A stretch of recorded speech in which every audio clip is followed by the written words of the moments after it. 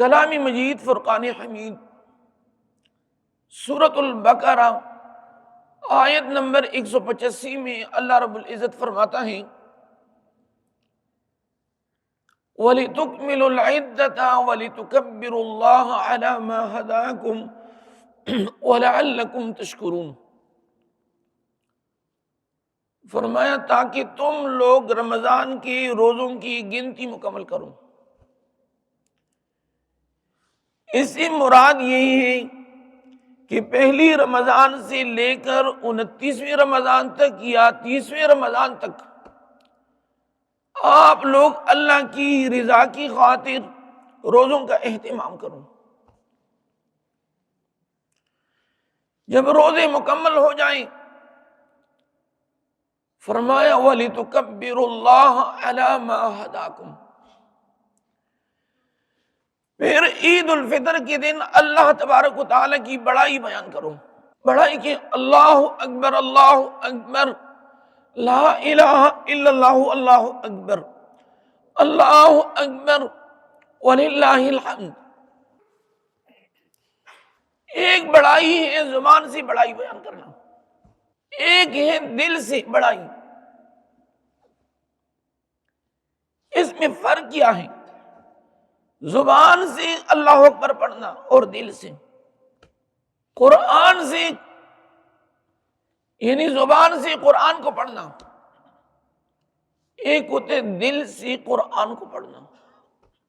زبان سے یہ ہے کہ بندے نے اللہ اکبر تو پڑھی عید الفطر کے دن، رمضان کے روزے بھی رکھیں، اعتکاف بھی کیا، تراویح بھی پڑھی، افطاری بھی کیے، سحری بھی کیے، تہجد بھی پڑھی، اشراق بھی پڑھی، چاشت بھی پڑھی، اوابین بھی پڑھی، نماز تراویح پنجگانہ نماز۔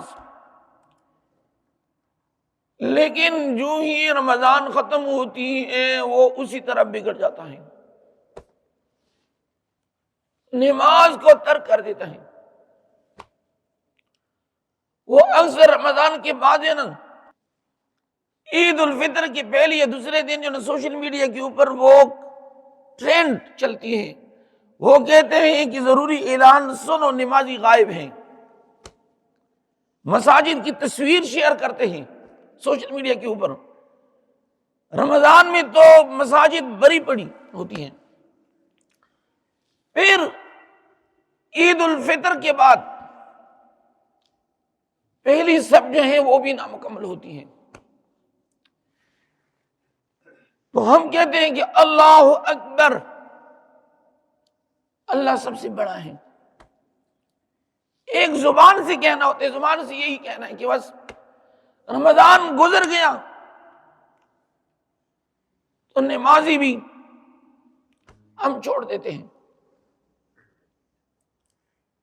قرآن کو بھی ہم جو ہے نا خلاف میں بند کر دیتے ہیں، ان کو تالا لگاتے ہیں، تمام سال قرآن کے اوپر کر دو غبار۔ بازار میں جھوٹ ہیں، دھوکہ ہیں، فریب ہیں، غیبت ہیں، چغلی ہیں، بہتان ہیں، حسد ہیں۔ نہیں،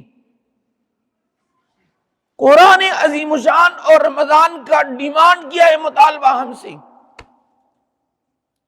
رمضان کہتے ہیں میں تو گزر گیا ہوں، لیکن میرا رب جس نے مجھے آپ کے لیے مقرر کیا تھا وہ تو موجود ہیں، ان کا نظام موجود ہے، آپ نے اسی طرح رہنا ہے،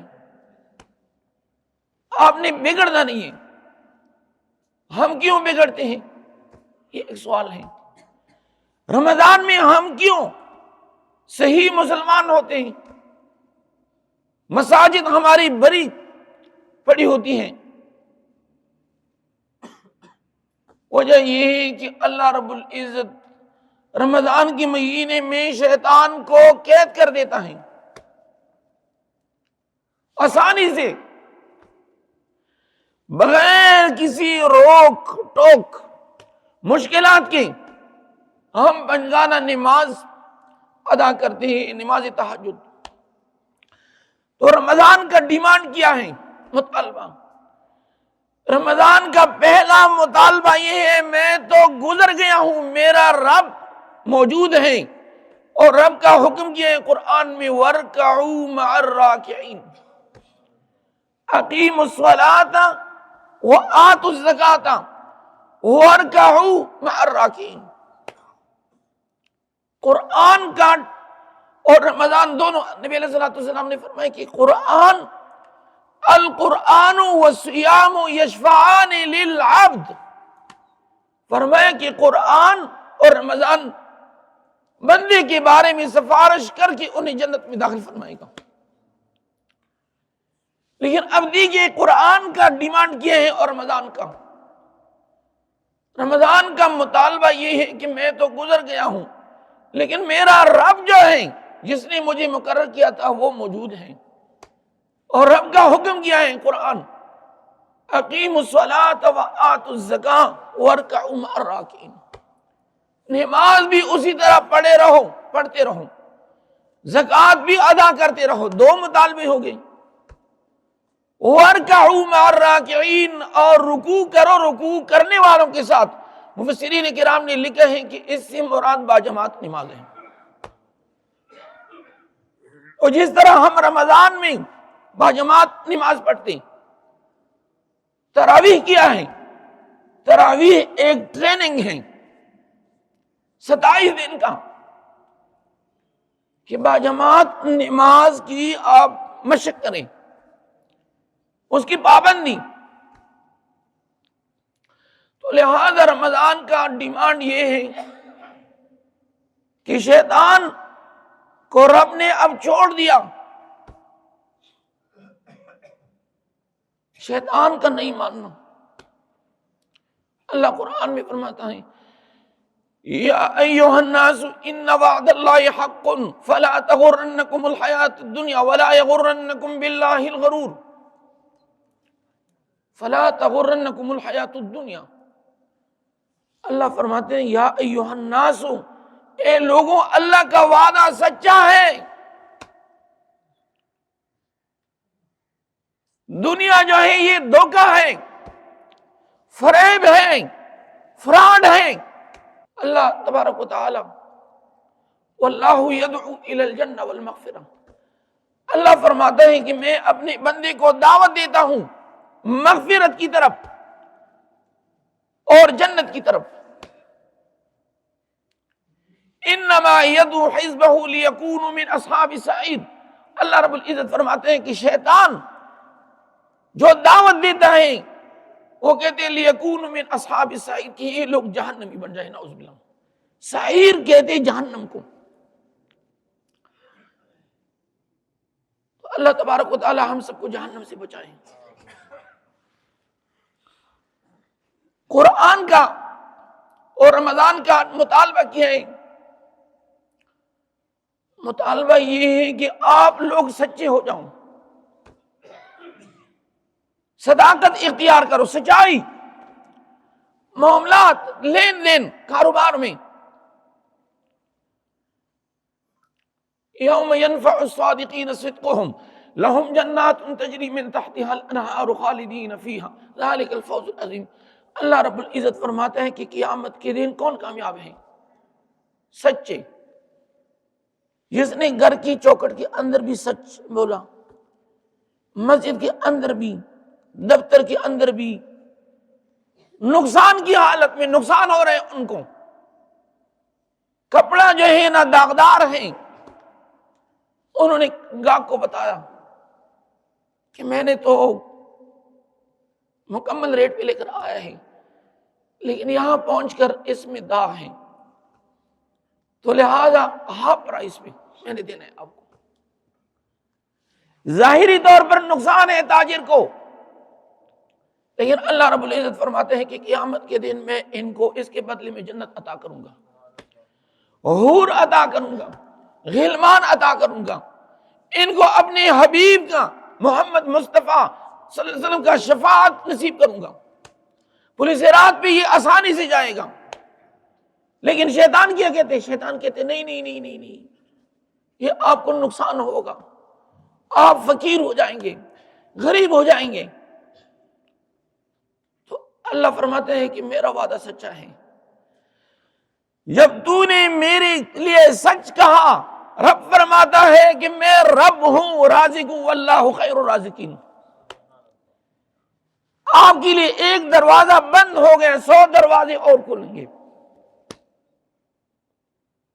تو اس لیے رمضان کا مطالبہ یہ ہے کہ آپ لوگ سچ بولیں، جھوٹ ہے، جھوٹ سے اجتناب کرو۔ مزید قرآن کا اور رمضان کا جو مطالبہ ہے وہ یہ الا لعنت اللہ علی الکاذبین، الا خبردار، اللہ کی لعنت ہے جھوٹوں کے اوپر۔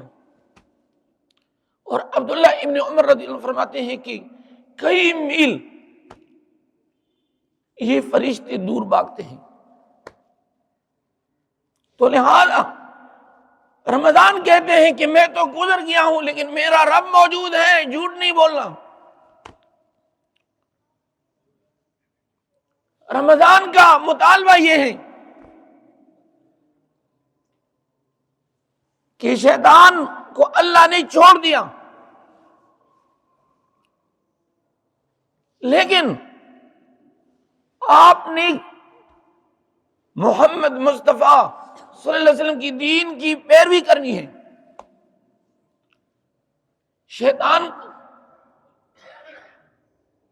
اب دیکھیے قرآن اور رمضان کا مطالبہ یہ ہے کہ والدین کی اطاعت کرو۔ بولیے کس کی اطاعت کرو؟ والدین کی۔ اور قرآن میں تقریباً 5 مقامات پہ پنجگانہ نماز جمعہ کے بعد اللہ نے کہا، کیا فرمایا؟ وَبِالْوَالِدَيْنِ إِحْسَانًا، سورۃ لقمان، سورہ بنی اسرائیل، وَقَضَىٰ رَبُّكَ أَلَّا تَعْبُدُوا إِلَّا إِيَّاهُ وَبِالْوَالِدَيْنِ إِحْسَانًا، سورۃ البقرہ، وَإِذْ أَخَذْنَا مِيثَاقَ بَنِي إِسْرَائِيلَ لَا تَعْبُدُونَ إِلَّا اللَّهَ وَبِالْوَالِدَيْنِ إِحْسَانًا۔ اور تورات میں آپ لوگوں نے 10 commandments، تورات کی 10 احکامات میں پہلا حکم کیا ہے؟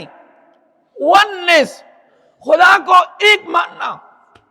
جو دوسرا حکم ہے obey your parents، فرمایا کہ والدین کی اطاعت کرو۔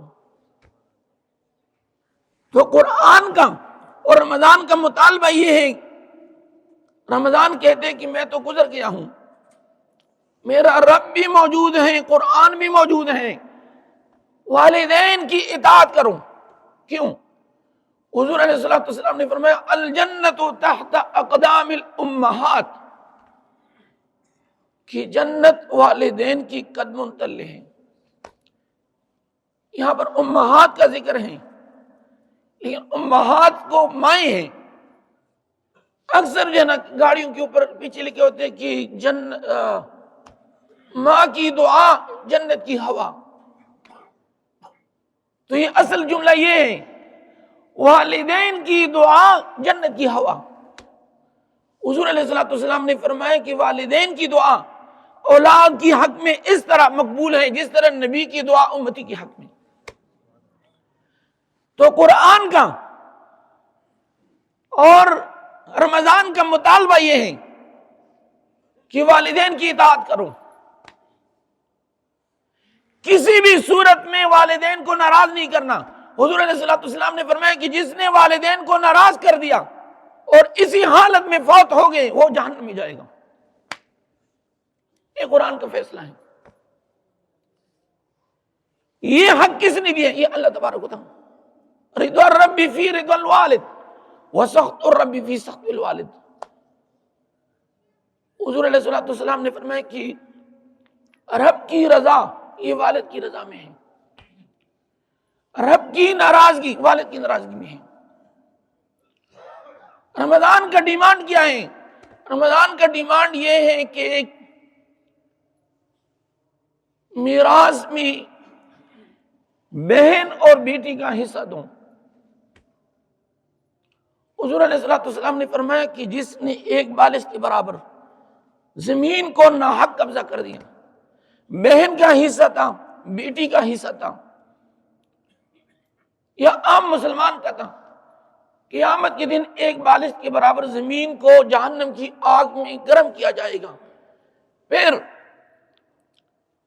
غاصب کی گلے کا ہار بنایا جائے گا، اور فرشتے کہیں گے کہ یہ بدبخت، تو ذلیل دنیا کی خاطر تو نے بیٹی کا حصہ کھا لیا۔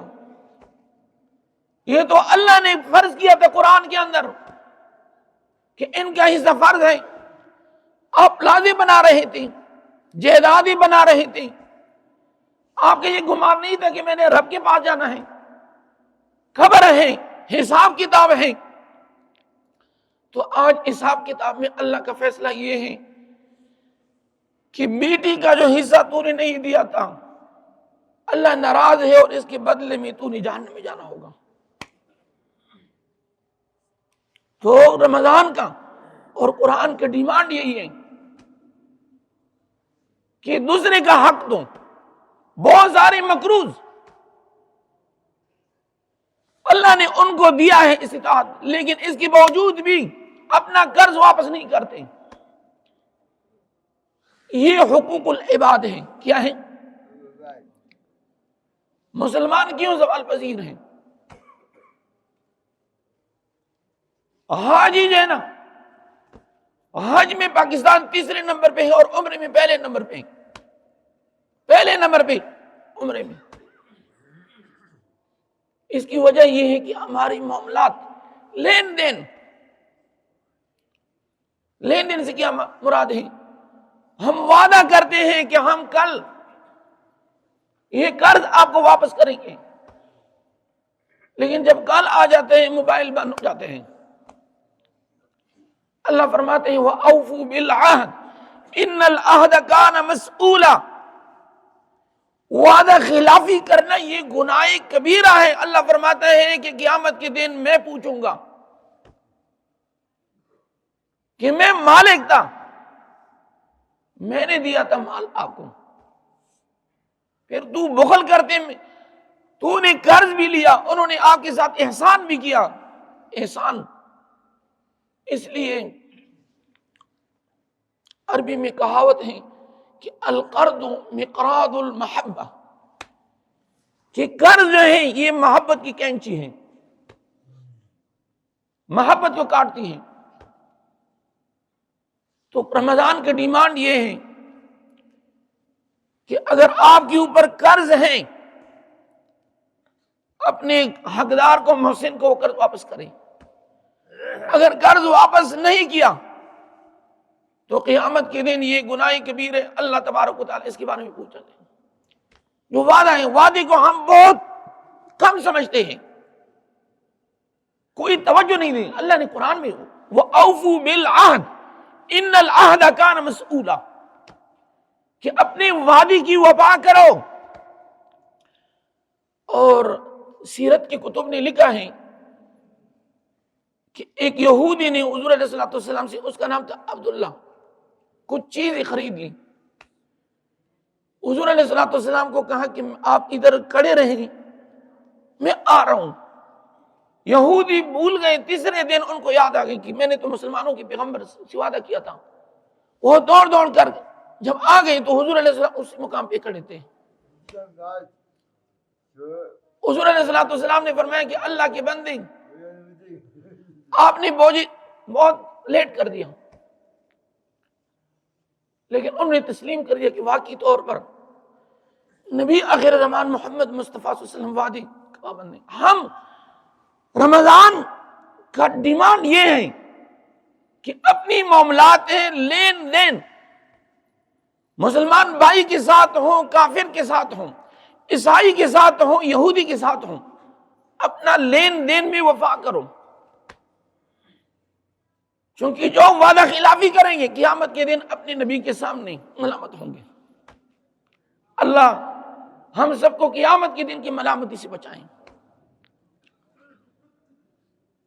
قرآن کا اور رمضان کا ڈیمانڈ یہ ہے کہ شراب اور جوا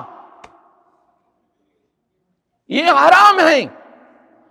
جس طرح رمضان میں حرام تھا اسی طرح رمضان کے بعد حرام ہے. اس سے اجتناب کرو. علامہ ابن حجر نے لکھا ہے کہ شرابی لوگ، اللہ ہم سب کو شراب سے بچائیں، شراب بھی گناہ کبیرہ ہیں اور جو جوا ہیں وہ بھی. علامہ ابن حجر نے لکھا ہے کہ قبر لحد میں اتار کے ان کی شکل یا تو خنزیر کی شکل کی طرح بگڑتی ہے یا بندر کی شکل کی طرح یا کتے کی شکل کی طرح. اور یہ اللہ نے، میں اپنی طرف سے نہیں کہہ رہا. ایک جگہ میری تقریر تھی تو انہوں نے ڈیمانڈ کیا کہ مفتی صاحب یہاں پر بڑے لوگ آ رہے ہیں، آپ اس طرح کریں کہ جی شراب کی تقریر نہ کریں جی، یہ شرابی لوگ ناراض ہو جائیں گے. میں نے کہا یہ تو اللہ سے ناراض ہو رہے ہیں. اللہ نے قرآن میں فرمایا یا ایھا الذین آمنوا انما الخمر والمیسر والانصاب والازلام رجس من عمل الشیطان فاجتنبوہ لعلکم تفلحون. یہ تو تم ان سے گلہ کرتے ہو، میں تو ایک مبلغ ہوں، اللہ اور اس کے حبیب محمد مصطفیٰ تعلیمات بیان کرتا ہوں. تو قرآن کا ایک مطالبہ اور رمضان کا یہ ہے کہ میں تو جا رہا ہوں لیکن میرا رب جو موجود ہے. ما یکون من نجوى ثلاثة الا هو رابعهم ولا خمسة الا هو سادسهم. اللہ فرماتا ہے کہ جہاں پر تین بندے ہوتے، تین، ما یکون من نجوى الا هو، اللہ فرماتے ہیں کہ چوتھا میں ہوتا ہوں وہاں پر. جس مجلس کے اندر 5 بندے ہوتے ہیں اللہ فرماتے ہیں کہ چھٹا میں ہوتا ہوں.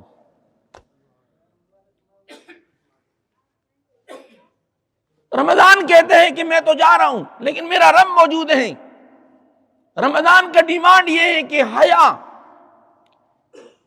اپنی چار دیواری کے اندر جو بچیاں ہیں ان کو حجاب، وہ حجاب یا ایھا النبی قل لازواجک وبناتک ونساء المؤمنین یدنین علیہن من جلابیبہن.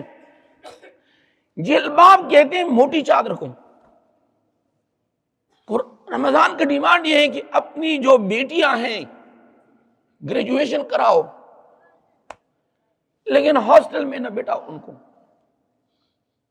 ہاسٹل کی جو زندگی ہے، کیوں؟ حضور علیہ الصلوۃ والسلام نے فرمایا کہ اگر ایک عورت مالدار ہے لیکن ان کے پاس محرم نہیں ہے، بولیے کون نہیں ہے؟ اونچی آواز سے بولیے. ان کے اوپر حج فرض نہیں ہے. استطاعت ہے، پیسہ بھی ہے، صحت بھی ہے، لیکن عورت اکیلی ہے، اللہ اور اس کے حبیب نے فرمایا کہ حج ساقط ہو گیا. یہ جو ہاسٹل کی زندگی، یہ کون سی مشکل ہے؟ یہاں پر وہاں پر لاکھوں فیسیں ادا ہوتی ہیں تو کیا ایک کرائے کی ٹیکسی کا انتظام نہیں ہو سکتا؟ رمضان کہتے ہیں کہ میں جا رہا ہوں، میرا رب موجود ہے. اپنی بیٹیوں تو یاد رکھنا چاہیے، اولاد نیک صالح ہوں، والدین کے لیے اجر و ثواب ہے. قرآن کا ایک مطالبہ یہ بھی ہے رمضان کا کہ اگر آپ کی جو بچی ہیں اور بچے بالغ ہو چکے ہیں ان کو نکاح کا انتظام کراؤ. رمضان کا مطالبہ یہ ہے کہ نکاح کو سادہ بناؤ،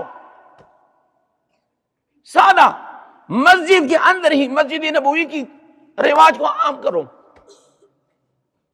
اب دیکھیں نا، 1500 سال پہلے محمد مصطفیٰ صلی اللہ علیہ وسلم مسجد نبوی کے اندر بیٹھ کر صحابہ کی نکاح پڑھاتے تھے، خطبہ دیتے تھے. اسلامی نکاح میں روحانیت ہوتی ہے، اولاد بھی بیر صالح ہوتی ہیں، وہ نکاح کامیاب بھی ہوتی ہیں، طلاق سے بھی پاک ہوتی ہیں۔ کیوں؟ انہوں نے رب کو راضی کیا اور رب کے پیغمبر محمد مصطفیٰ، تو اس لیے فرمایا وَلَا تَقْرَبُوا الزِّنَا إِنَّهُ كَانَ فَاحِشًا وَسَاءَ سَبِيلًا۔ اللہ نے فرمایا کہ یہ زنا کے قریب، بدکاری کے قریب بھی نہیں جانا۔ تو اس لیے اس کا جو عکس ہے، اپوزٹ ہے، وہ یہ ہے کہ معاشرے میں نکاح کو سمپل بناؤ، سادگی۔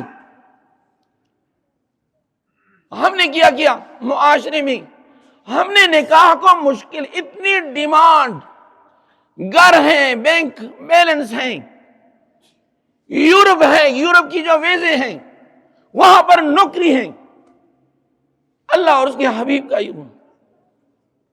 میں نے کہا بالغ بچے اور بچیاں ہو جائیں ان کا نکاح کراؤ۔ إِن يَكُونُوا فُقَرَاءَ يُغْنِهِمُ اللَّهُ مِنْ فَضْلِهِ، سورۃ نور، اللہ فرماتے ہیں کہ اگر غریب ہیں نکاح کرو، اللہ اپنی فضل سے تمہیں غنی کر دے گا، ٹینشن نہ لو۔ یہ فرمایا کہ رازق میں ہوں، لا نسألك رزقا نحن نرزقك والعاقبۃ للتقوى۔ اللہ فرماتا ہے کہ میں تم سے رزق کا سوال نہیں کرتا، میں رازق ہوں، تم عبادت کرو، میری اطاعت کرو۔ تو اس لیے رمضان کا ڈیمانڈ یہ ہے کہ نکاح کو سادہ بناؤ، اپنی اولاد پہ رحم کرو، اور قیامت کے دن اپنی نبی کے سامنے کھڑے ہونے کی اپنے آپ کو بناؤ۔ تو قرآن کا ڈیمانڈ یہ ہے، تو اس لیے کوشش کریں۔ موجودہ وقت میں سونا تو 5.5 لاکھ، 5 لاکھ کے اوپر ہیں۔ آپ کہتے ہیں کہ 10 تولے سونا، 15، نہیں، اور ان سے کہیں جو آپ کی طاقت